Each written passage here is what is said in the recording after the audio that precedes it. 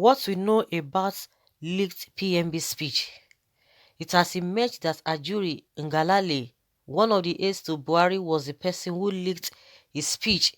This was the second time in as many as 2 weeks that he did that in quick succession. There has been disagreement between him and the other two media aides to the president, Femi Adesina and Garba Shehu. According to sources, Ngalale has always felt the way the president's speech is written should change and has always wanted to be in charge or substantially have the final say. He has formed a formidable team with the Minister of Information, Lai Mohammed, to feed the president's speech should not be left for Adesina and Shehu to handle. They were unable to convince the late Chief of Staff, Abba Kyari, to impress on the duo to allow the minister and him have input, as the late Kyari felt anyone could write the speech based on expertise. But Kyari felt the two senior media aides could have a look in and touch it with their media skills while he would have the final say. But the demise of Kyari brought matter to a head as Ajuri tried to hijack the process. He had wanted to change many things in the last two speeches but suffered defeats. He leaked the second to the last but not quite long as the last one to embarrass the duo. Recall that the last speech was defective with errors and contradictions and leaked more than an hour before Buhari delivered the speech. Also, it was against the 8 p.m. instead of the 7 p.m. traditional time the president and his team had chosen as the time to deliver speeches. It was these rumbles that led to the leakages, in which a source said Mr. Ngalale had jocularly told a close journalist in ASO Rock that people will laugh at the nonsense Adesina and Shehu had written. It is not clear what will happen to him, but Adesina on Channel Television said the mole had been disciplined. The extent of the discipline is not yet known, but Mr. Ngalale has been stripped of some his usual responsibilities. A situation he told a close friend. For now, he has taken to his Twitter accounts and is sounding philosophical. In a veiled defense strategy, he has tried to reach both Adesina and Garba Shehu, but the duo refused to pick his calls or respond to his messages so far. Wonders they say shall never end. Hey, you can imagine deep things are just happening in that Asu villa. A lot of things, a lot of secrets are just, a lot of things are just going on. And I could remember, I don't know when, whether it's if an ambassador, a former ambassador to Nigeria or so. Yeah, I think I could remember.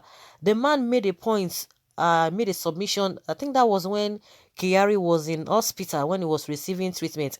And he said the sickness of Kyari is going to cause a lot of things, a lot of damage in Nigeria, because he believed that Kyari has been the one who has been in charge of the government, because the Buhari is just a figurehead, according to what that man said. And everything is beginning to play out. Recently, we learned that the ministry that Kyari put together, or asked the Ministry of Health Ministry to be under a Greek ministry, which is not supposed to be, now that they've reversed the whole thing. And a lot of things will be coming up, a lot of things will be happening, a lot of things will be made known to the public. Even some of the things that the public, has been insinuating, have been looking at and try to figure out things. Apart from the fact that the president's wife had already given some kind of clue before now. But when this whole thing happened, everybody started talking what they know and what they don't know. But with this one that happened, what would now be the end of this thing? Because we could remember that Femi Adesina said the person is an enemy of the state, was talking this and blah, blah, blah. And he was trying to blame the public or the journalists who were distributing, who were transferring the messages, the speeches, that they knew quite all right it was a leaked speech, and they were just sharing it that they are still part of the people that should receive the blame, and people were like asking that, how come did you guys do this whole thing, that there was a kind of leak? What really happened? Of course, he just said, yes, this and that. The person is an enemy of the state and what have you. But it's just unfortunate that the president they are working for, I don't know whether he is aware of this whole thing or he knows all that has been happening. So they wrote the speech for him, and that's why Nigerians really want this man. Of course, if Adibin he had, they have pressed for, or they have arranged for press conference, that people will ask questions because they know what they are hiding. Just like I said, a lot of things are really hidden in that ASO Rock.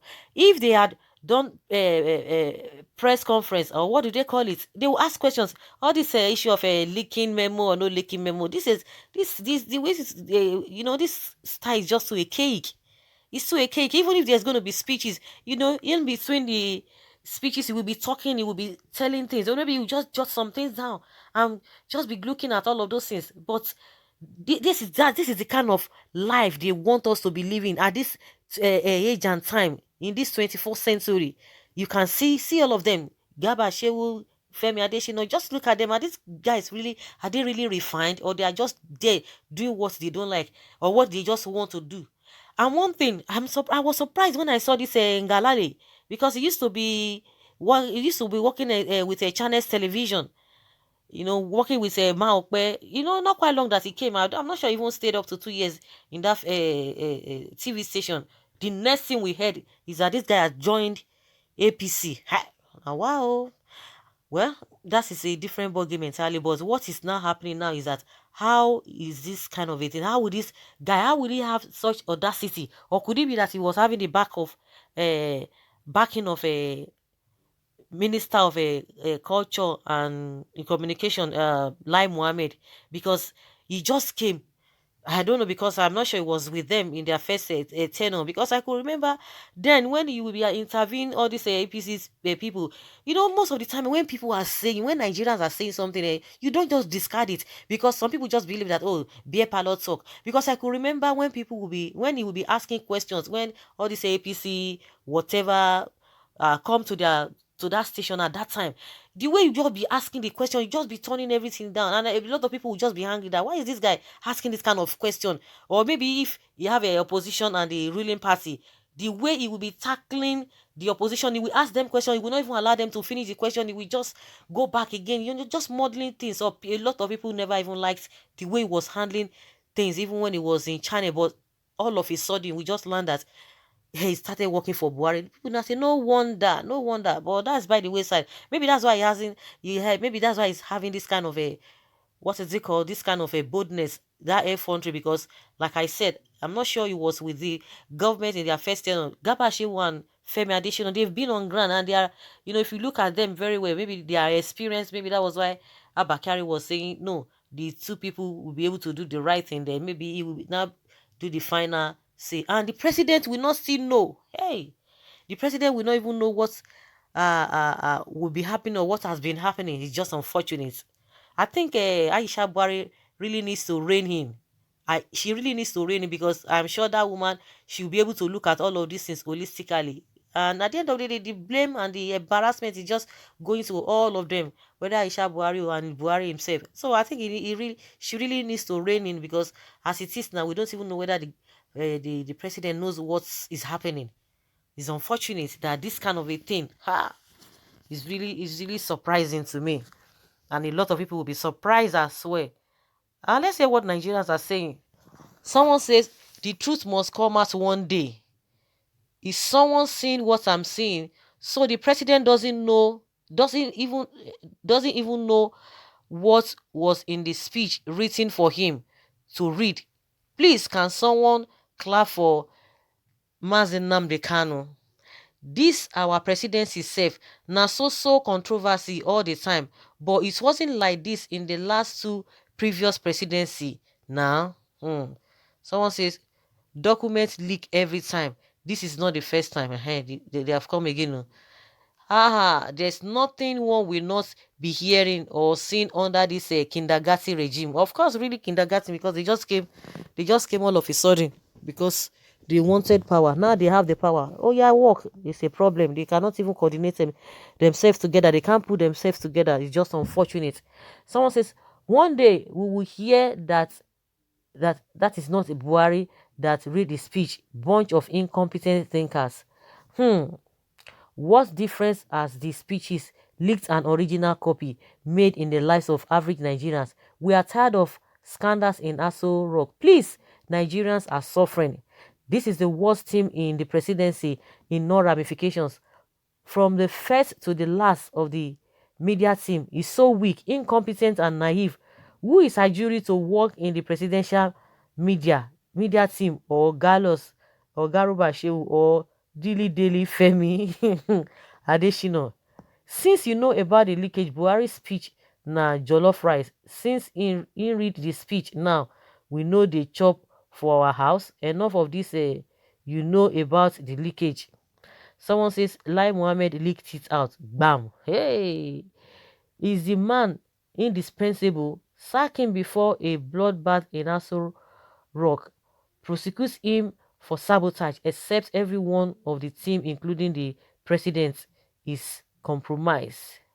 Even inside Aso Rock, they are still dancing. Their mama, even the president is cheering them up from the sideline. God is good all the time. The good before we die. Someone says all these small boys who started journalism yesterday wants to push aside professionals who have been in the industry for years. The first day I saw this guy join Buhari team, I was surprised because he was working with AIT. No, it's channels. Who is he? No, for antagonizing Buhari government. Okay, I think they should just sack him. He should be working for an unseen hands. Okay, somebody say, was he working for AIT or channels? It's channel televisions. He was in channels. I didn't know he also works, okay, for AIT. I don't know. Please confirm it if he also works for AIT. He works with for channels. You can imagine. So guys, let us hear your opinion, because Nigerians are really busting and saying a lot of things here. Leave your comments below and let's have your take on this whole thing, because it's really embarrassing and so shameful.